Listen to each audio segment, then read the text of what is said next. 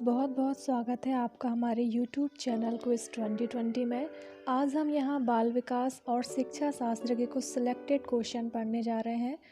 तो हमारा question number 1 है, निम्नलिखित में से कौन सा अभिक्रमित अनुदेशन का सिद्धांत नहीं है? ऑप्शंस हैं अभ्यास का सिद्धांत, पुनर्बलन का सिद्धांत, सक्रिय अनुक्रिया का सिद्धांत, छोटे छोटे पदों का सिद्धांत। इसका आंसर है अभ्यास का सिद्धांत। अभ्यास का सिद्धांत अभिक्रमित अनुदेशन का सिद्धांत नहीं है। अभिक्रमित अनुदेशन के सिद्धांत में क्या होता है कि ये स्वयं अनुदेशन की वो तकनीक होती है जिसमें विषय वस्तु को छोटे छोटे पदों में विभाजित करके अधिगमकर्ता के समक्ष प्रस्तुत करते हैं। क्वेश्चन नंबर 2 है, थार्नडाइक के उद्दीपक अनुक्रिया सिद्धांत एशआर थ्योरी में सीखने की प्रक्रिया में क्या महत्वपूर्ण नहीं है? ऑप्शंस हैं क्रिया प्रसूत व्यवहार, उद्दीपक, अभिप्रेरक, अंतर्नोद। तो इसका आंसर है क्रिया प्रसूत व्यवहार। थार्नडाइक के उद्दीपक अनुक्रिया सिद्धांत से तात्पर्य है जिसमें प्राणी किसी उद्दीपन के प्रति एक ऐच्छिक क्रिया करता है और जिसका परिणाम उस पर सुखद होता है और वो धीरे धीरे उस उद्दीपन के प्रति वही अनुक्रिया करना सीख लेता है। क्वेश्चन नंबर 3 है, निम्नलिखित में से किस प्रकार के अधिगम को गैनी ने अपने अधिगम सोपानकी में सर्वाधिक निम्न स्थान पर रखा है? ऑप्शंस हैं प्रत्यय अधिगम, श्रृंखला अधिगम, संकेत अधिगम या शाब्दिक अधिगम। तो इसका आंसर है संकेत अधिगम। संकेत अधिगम को निम्न स्थान पर रखा गया है और समस्या समाधान अधिगम को सर्वाधिक उच्च स्थान पर रखा गया है। क्वेश्चन नंबर 4 है, शिक्षण के दौरान आवाज में उतार चढ़ाव उदाहरण है? ऑप्शंस हैं उद्दीपन परिवर्तन कौशल, समापन कौशल, पुनर्बलन कौशल, प्रस्तावना कौशल। तो इसका आंसर है उद्दीपन परिवर्तन कौशल। इसमें बालक शाब्दिक साहचर्य के माध्यम से सीखता है और इसमें शाब्दिक अभिव्यक्ति होती है। क्वेश्चन नंबर 5 है, निम्न में से कौन सा संप्रेषण प्रक्रिया का तत्व नहीं है? ऑप्शंस हैं माध्यम, पुनर्बलन, प्रतिपुष्टि, अंतःक्रिया। तो इसका आंसर है पुनर्बलन। पुनर्बलन संप्रेषण प्रक्रिया का तत्व नहीं है। क्वेश्चन नंबर 6 है, क्षेत्र विशेष में बालक की विशिष्ट योग्यता तथा विशिष्ट क्षमता को कहते हैं? ऑप्शंस हैं मूल्य, रुचि, अभिक्षमता या अभिप्रेरणा। तो इसका आंसर है अभिक्षमता। अभिक्षमता जो है वो शारीरिक और मानसिक दोनों प्रकार की हो सकती है, लेकिन बढ़ा हुआ ज्ञान स्तर, समझ, सीखा हुआ कौशल या अभिवृत्ति ये अभिक्षमता के अंतर्गत नहीं आते हैं। क्वेश्चन नंबर 7 है, निम्न में से कौन व्यक्तित्व के गुण सिद्धांत से संबंधित नहीं है? ऑप्शंस हैं फ्रायड, आइसेंक, कैटल या आल्पोर्ट। तो इसका आंसर होगा फ्रायड। सिगमंड फ्रायड जो है ये व्यक्तित्व के गुण सिद्धांत से संबंधित नहीं है। व्यक्तित्व की विशेषता को ही व्यक्तित्व के गुण सिद्धांत कहते हैं। क्वेश्चन नंबर 8 है, बोली जाने वाली भाषा की सबसे छोटी इकाई है? अर्थ विज्ञान, वाक्य विन्यास, ध्वनिग्राम या रूपग्राम। तो इसका आंसर होगा ध्वनिग्राम।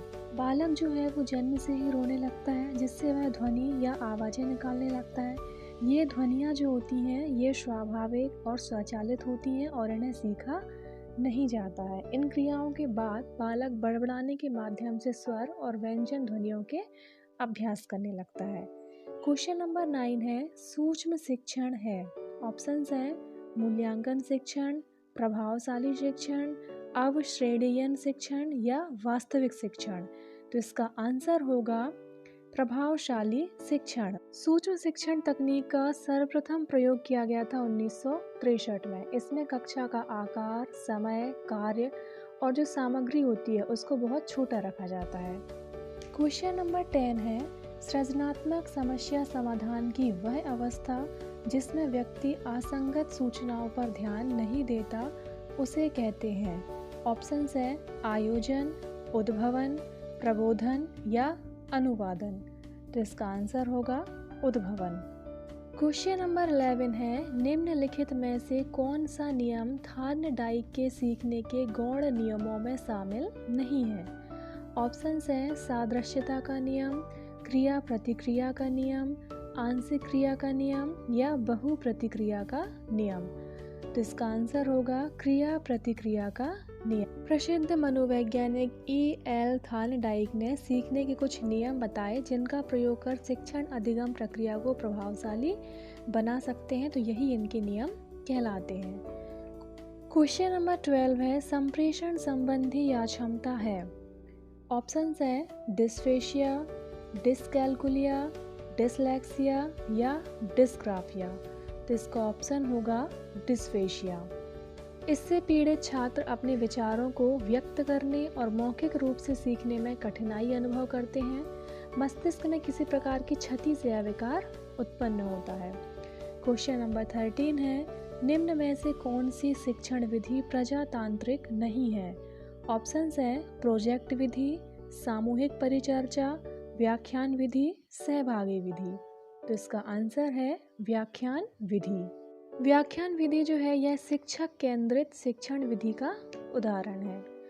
क्वेश्चन नंबर 14 है, शैक्षिक उद्देश्यों के ब्लूम के वर्गीकरण के भावात्मक पक्ष से निम्न में से कौन सा स्तर संबंधित नहीं है?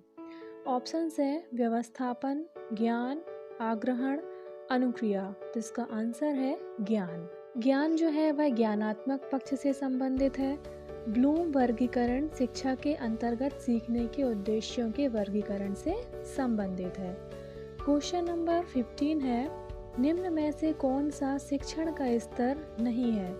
ऑप्शंस हैं परावर्ती स्तर, अवबोध स्तर, स्मृति स्तर या अभिप्रेरणा स्तर। तो इसका आंसर हो जाएगा अभिप्रेरणा स्तर। शिक्षण एक उद्देश्यपूर्ण गतिविधि है।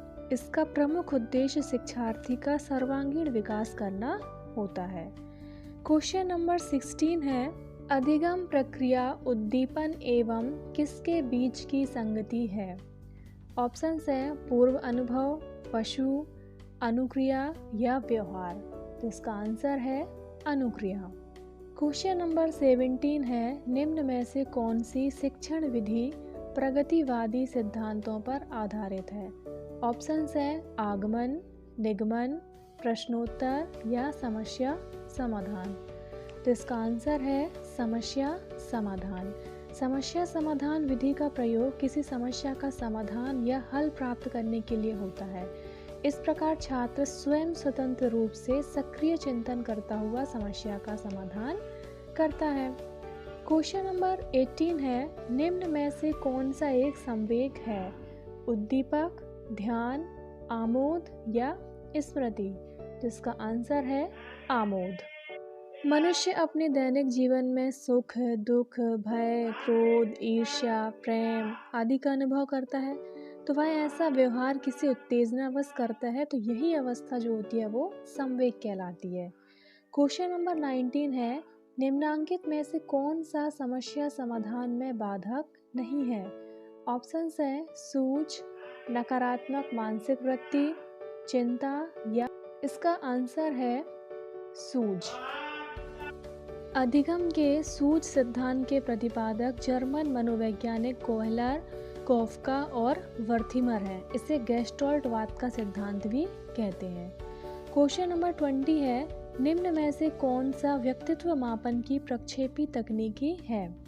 ऑप्शंस हैं साक्षात्कार, अवलोकन, निर्धारण मापनी या प्रासंगिक अंतर्बोध परीक्षण। तो इसका आंसर है प्रासंगिक अंतर्बोध परीक्षण। ये क्या है कि प्रक्षेपी तकनीकी है। प्रक्षेपण विधि से आशय अचेतन मन में दबे संवेगों को व्यवहार के माध्यम से बाहर निकालना होता है।